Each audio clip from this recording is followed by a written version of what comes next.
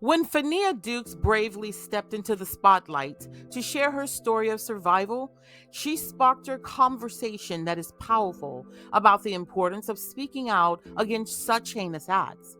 Now, in case you're not familiar with the story, Miss Dukes is Mayor Henyard's former assistant, who is referring to her alleged SA at the hands of a trusted and respected member of the community, a trustee, and a supporter of Mayor Tiffany Henyard. And yes, Miss Dukes is alleging that she was taken advantage of and assaulted by none other than Trustee Andrew Holmes. And if you haven't already, go ahead and subscribe to the channel.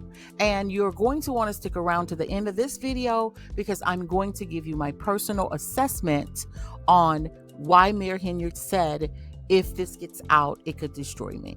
She said she wants to share her story because she feels victimized twice. First, because of what happened in Las Vegas, and then again when she reported it to her boss, Dalton Mayor Tiffany Henyard.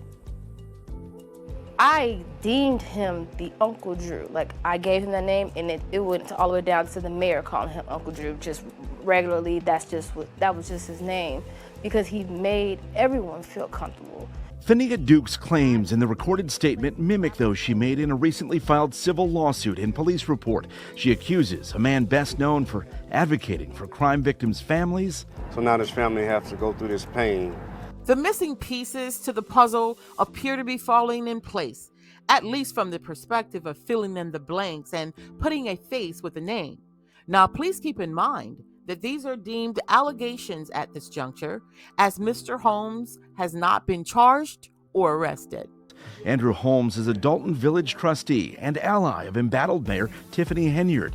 Dukes was Henyard's assistant at the time. She said the mayor brought her, Holmes, and an entourage of a dozen people to Las Vegas last May to attend an economic development conference. On the last night, Dukes said she was relieved when Holmes agreed to go out with her on the Strip to celebrate her birthday. She later told police she blacked out after a night of drinking and smoking marijuana. But I at least knew I got a man with me, I'm gonna make it home. I ain't even gotta worry about try to go on the Strip by myself. I legitimately thought that, I was gonna make it home. Until my last memory was me waking up in his room. Andrew Holmes has denied wrongdoing but declined to comment.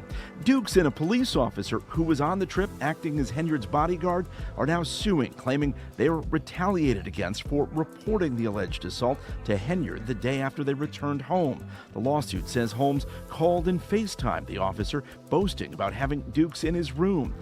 I'm hoping that whoever has been assigned to investigate these allegations can do so from an independent as well as an unbiased standpoint, which in my personal opinion, that should be someone who's not from the immediate area or someone who does not have any connections or association with Mayor Henyard and her administration. Dukes praises the police officer for reporting what she says was a crime. You're the only person that stood up for me, opened your mouth, had the dignity to put everything that you had aside, your whole life, your whole personal life, for somebody that you didn't even know.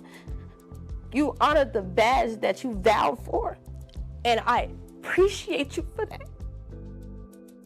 Dukes and the officers say in a lawsuit that when they reported the incident to Henyard the day after they returned from Las Vegas, the mayor first feared that if it got out, she'd be, quote, ruined. But then they say she vowed to handle it. In the weeks that followed, Dukes said she was essentially fired and the officer demoted off of Henyard's security detail. Again, Andrew Holmes has not been charged with a crime. He continues to serve on the Dalton Village Board, and police have only said their investigation is ongoing. Ben Bradley, WGN Investigates. Why, of course, the investigation is ongoing. It's very difficult to investigate your own. Identifying a weak link in your system so that that person can be dealt with and the victim can get justice. And to the contrary, actually, you would be considered a hero. Okay? Now let's just do a bit of critical thinking, right?